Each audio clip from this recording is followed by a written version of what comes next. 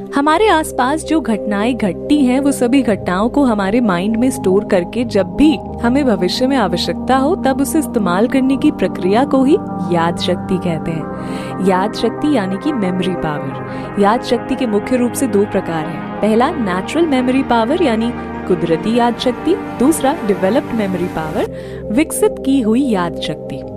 दोस्तों, आपने कई लोगों को ऐसा बोलते सुना होगा कि मेरी याद शक्ति कमजोर है, मुझे ज्यादा कुछ याद नहीं रहता, मैं अक्सर चीजें या व्यक्ति का नाम भूल जाता हूँ, मुझे लोगों के चेहरे याद नहीं रहते।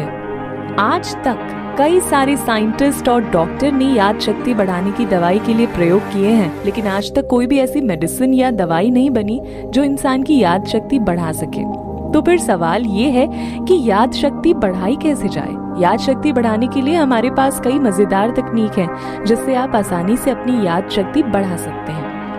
आपसे बस ये रिक्वेस्ट है कि संपूर्ण जानकारी के लिए आप स्टेप बाय स्टेप ही आगे बढ़ें। हम जो भी चीज या घटना याद रखते हैं वो संपूर्ण प्रोसेस 3 स्टेप में होती है।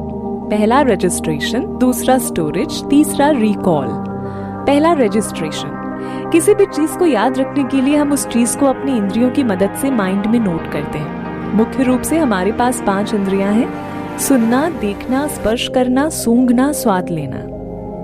किसी भी चीज या घटना को माइंड में नोट करने के लिए हम जितनी ज्यादा इंद्रियों का इस्तेमाल करेंगे वो चीज को हम लंबे समय तक याद रख सकते हैं। रेडियो पर सुनी हुई एडवर्टाइजमेंट के बजाय टीवी पर देखी हुई एडवर्टाइजमेंट हमें लंबे समय तक याद रहती है। ऐसा इसलिए होता है क्योंकि रेडियो पर आने वाली एडवर्टाइजमेंट में हम एक इंद्री सुनना ही इस्तेमाल करते हैं, जबकि टीवी देखते समय हम 2 इंद्रियां सुनना, देखना इनका इस्तेमाल करते हैं। दोस्तों, रजिस्ट्रेशन करते समय ज्यादा इंद्रियों का इस्तेमाल करें। दूसरा है स्टोरेज।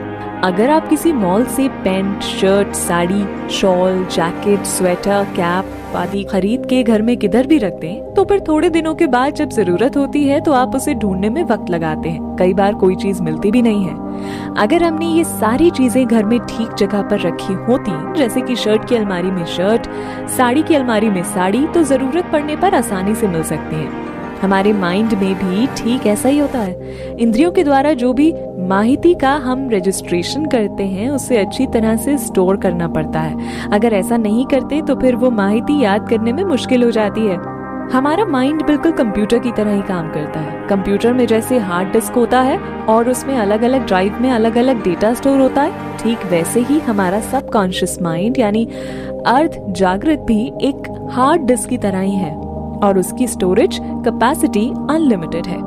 ये अनलिमिटेड स्टोरेज कैपेसिटी कभी कभार हमारे लिए तकलीफ पैदा करती है, क्योंकि अगर हम कोई माहिती हमारे सबकॉन्शियस माइंड रूपी हार्ड डिस्क में ऐसे ही बिना किसी सिस्टम के रखेंगे तो वो माहिती हार्ड डिस्क में अनलिमिटेड स्टोरेज कैपेसिटी होने के कारण खो जाती और जरूरी समय पर हमें माहिती याद नहीं आती। इसके उपाय में हमें माहिती को ठीक से स्टोर करने की पद्धति को सीखना होगा, जिसके बारे में हम आगे बात करेंगे। तीसरा है रिकॉल। जो इन्फॉर्मेशन हमारे सबकॉन्शियस माइंड में हमने स्टोर करके रखी हुई है, वो इन्फॉर्मेशन हम डेली लाइफ में जाने अनजाने में उपयोग में लेते हैं, उसे हम रिकॉल कहेंगे। उदाहरण के तौर पर एक बार हम ड्राइविंग करना सीखते हैं तब उसका हम माइंड में रजिस्ट्रेशन और स्टोरेज करते हैं। फिर भविष्य में जब भी हमें कोई ड्राइविंग करने को कहता है तो हम वो सीखी हुई माहिती को रिकॉल करके आसानी से गाड़ी चला सकते हैं। कई बार हम स्टोर की हुई माहिती तो रिकॉल नहीं कर पाते हैं, खास करके एग्जाम के समय ऐसा ही होता है। हमने जो भी कुछ पढ़ा होता है वो याद नहीं आता। इसका एक कारण एग्जाम का तनाव हो सकता है, या फिर हमने स्टोरेज ठीक से ही नहीं किया होगा तो भी इससे हो सकता है।